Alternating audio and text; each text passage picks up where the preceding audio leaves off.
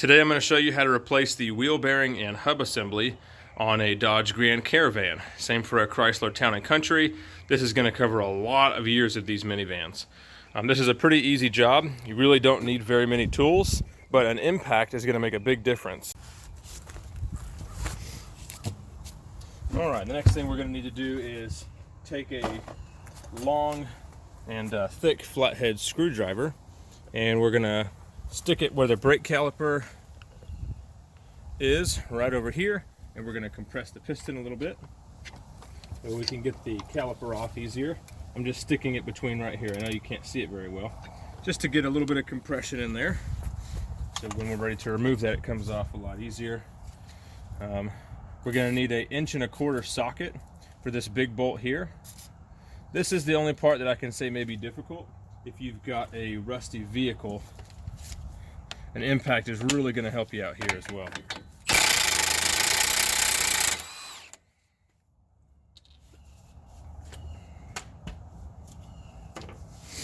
All right. So next we're going to loosen this. This is the wire for the wheel hub sensor. There's a connector up inside here with some push pins that we've got to get out.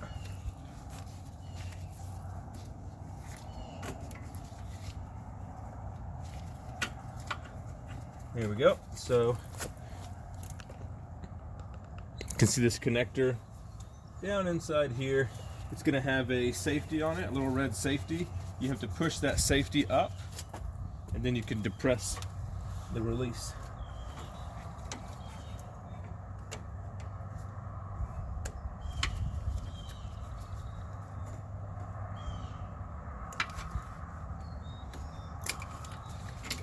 There we go. Looks like this one's wrapped around the brake line in there. Okay, got that to the side. Next we can take off the caliper bolts. And if I remember, they're going to be metric equivalent to a 21. And you can get to them from back here without an impact. Or you can use one.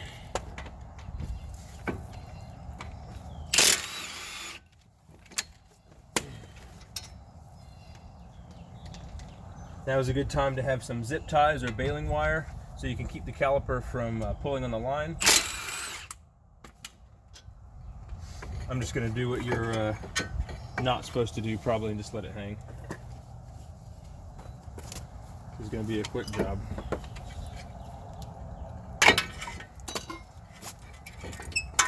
Alright, there we go. Now we can take off the rotor. Great time to change the rotors if you haven't done it yet.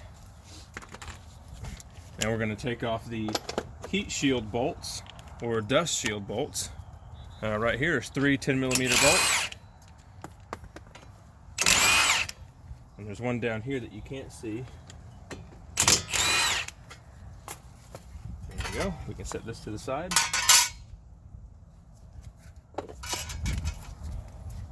Now I've got all of our clips free.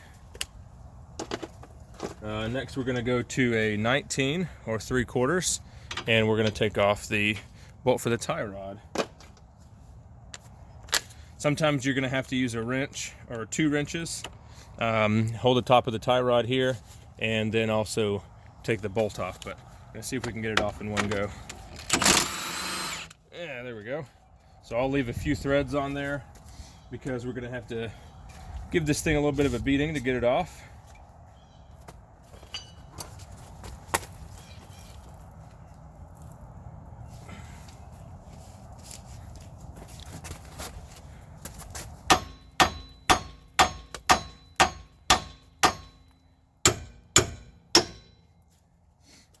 Go. Okay, next up we're going to go back to the 21 or 13/16, and we're going to take off the strut pinch bolts up here on top of the steering knuckle.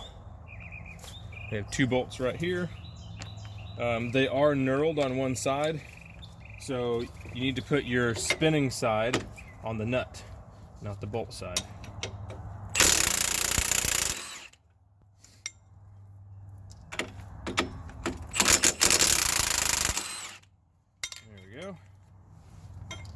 It's not completely necessary to remove the pinch bolts, but the reason why I'm doing this is because I want to pull the knuckle completely out, and I want to push the CV axle out. That way we can inspect it. So if you're just doing the wheel bearing, you can go ahead and move on to the wheel bearing bolts that you'll see here in just a second.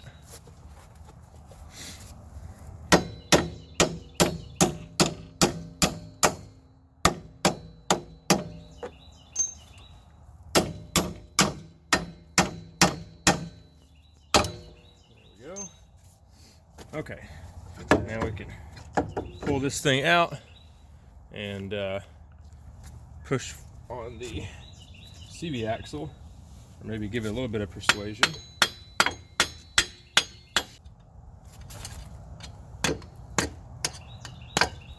All right, there we go. We can push down on the control arm. So there we've got a little spacer. Don't exactly know if that's supposed to be there or not. This CV shaft feels good, but the one on the passenger side was really bad. That thing was toast, so definitely needed to be replaced. This thing was making a lot of noise when driving and turning, so I was pretty sure we had wheel bearing and CV axle issues. Typically, to test the CV axle, you can get under the car and see if you can move it around. So this wheel bearing isn't too bad. It's not really grabbing or making any awful noises. The one on the other side was in really bad shape. Next, we're going to switch up to a 15 millimeter. You have to use metric in this case right here.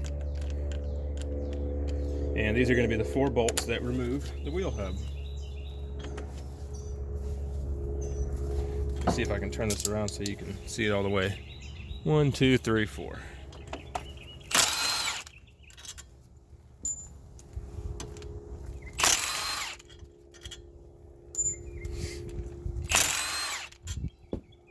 Another reason why removing the CV axle makes it easier, because then I can use an impact for all of this instead of having to do it by hand.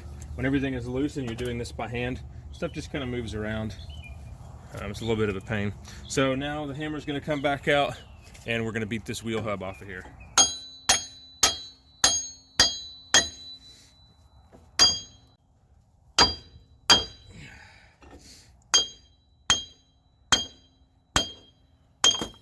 There we go. Got that wheel bearing out, and it is indeed pretty gross in there. So next we're going to take our wire wheel on a drill, clean up this whole area inside here.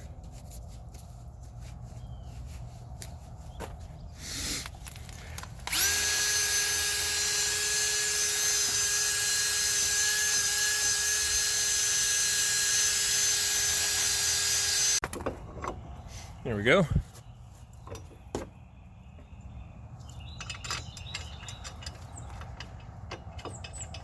On a lot of GM vehicles, you'll see Loctite being used here on these bolts, but Chrysler does not use them, so we're just going to stick them right back in.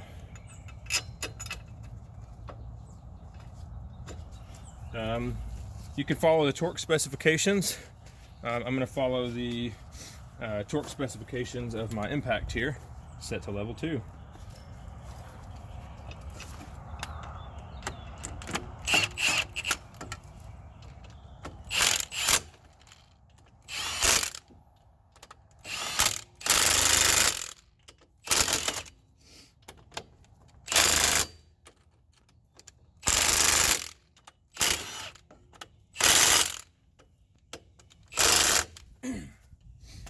Okay, if you're reusing your CV axle, now's a good time to go ahead and clean up all the splines, just in case you have to be back in here later on.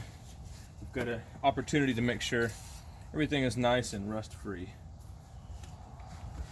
I live in Texas, so I don't have to worry about rust like a lot of people do. Lucky me.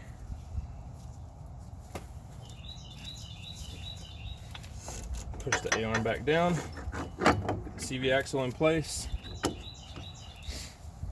Go ahead and stick the nut on it.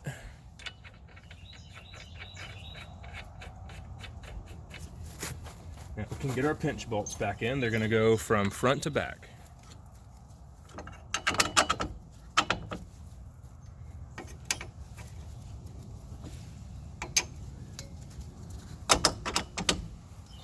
See, they only go in so far because of the knurled edge there that we had to hammer out. Okay, got that loose stuff there. Go ahead and get our new sensor where it needs to be.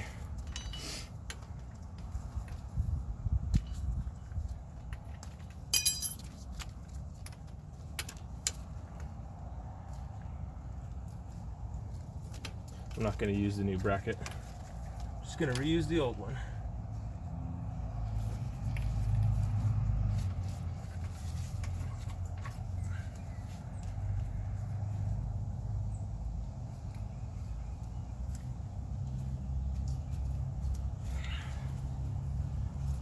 Clip that back into place.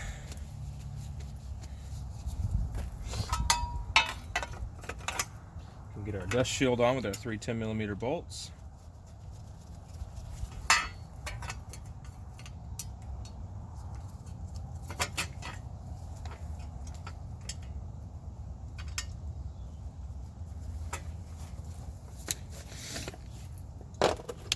Want to go light here, don't want to over tighten these little guys.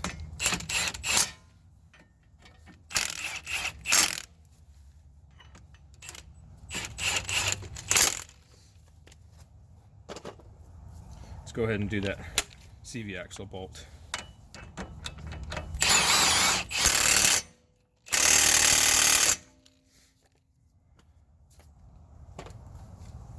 Okay, all that's on. We'll do our pinch bolts.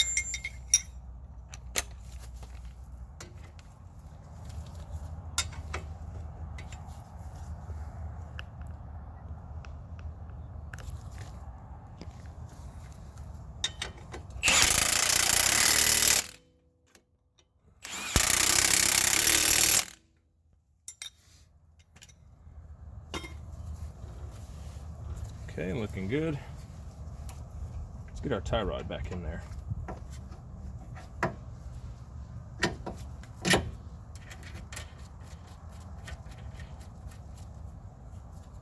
Hopefully we can just impact this guy down without having to get a second wrench.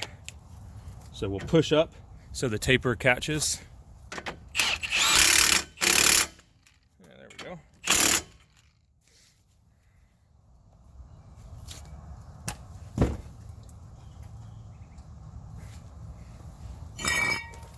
Put our brake rotor on.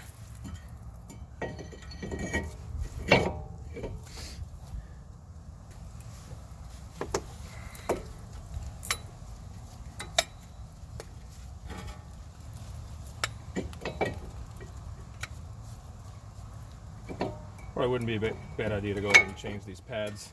These things don't look like they're in the greatest shape. But for now, we're going to wrap this thing up.